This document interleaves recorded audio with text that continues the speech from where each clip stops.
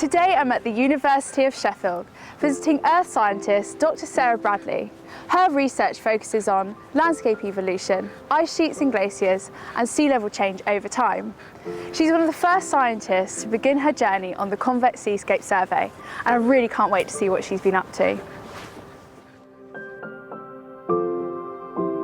My name is Sarah Bradley and I work at the University of Sheffield, and I'm one of the very first researchers to start on the Convex Seascape Survey. Most people have seen the ocean, you've been in the ocean, you've gone for a swim, but the ocean contains a huge amount of carbon and blue carbon storage, and what we do as humans to the oceans not only impacts on carbon storage and its future emissions for climate change, it impacts on the health of the oceans.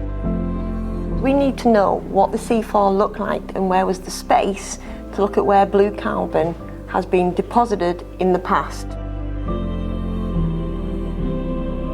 I run these things called glacial isostatic adjustment models, and a glacial isostatic adjustment model looks at how the solid Earth responds to changes in ice and ocean loading as the ice sheets have grown and shrank over the last thousands and hundreds and thousands of years.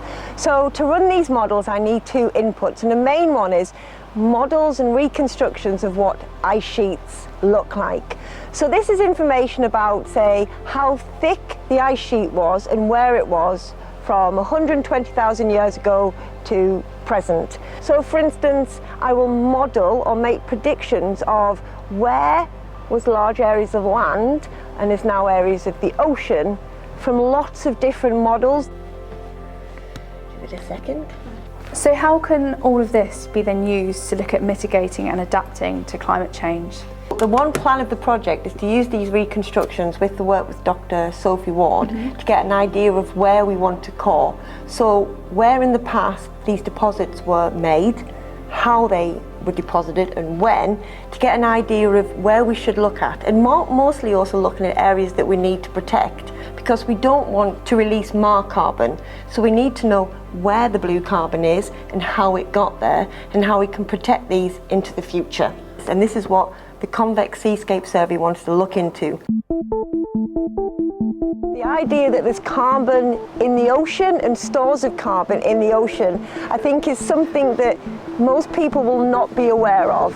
And I think often people don't know that there's a lot of greenery and forest landscape across the ocean basin.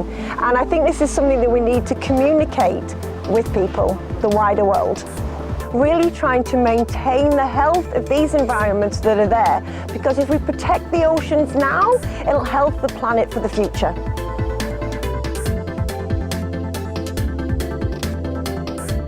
If you would like to continue following our journey on the Convex Seascape Survey, then please follow our social media channels, and we look forward to seeing you soon.